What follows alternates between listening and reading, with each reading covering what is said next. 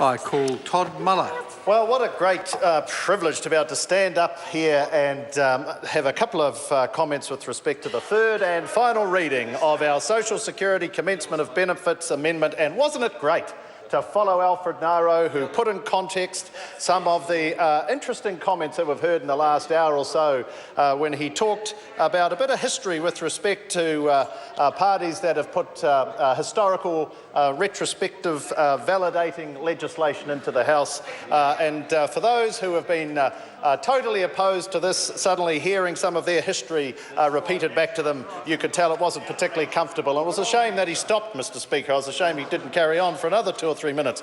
17 years of policy intent that we are retrospectively validating here tonight, Mr Speaker. Of course, some of that covered our party, but interestingly, it also covered the time when the Labor government was in power with the Minister of Social Development, Steve Mahari, and of course, towards the end of that terrible government, the Honourable Ruth Dyson, no doubt, had officials come up and talk about the stand-down period of it being 7 days and the commencement of the benefit being on the 8th. And as Minister, she would have nodded and said, of course, that's the policy intent. I'm glad the legislation reflects that. Alas, though, of course, there was subsequently identified a legislative error, and ultimately we had to find the balance between fairness for those who have been caught up in that process and, of course, ensuring that what we ever come up with actually has appropriate fiscal prudence. We've done that.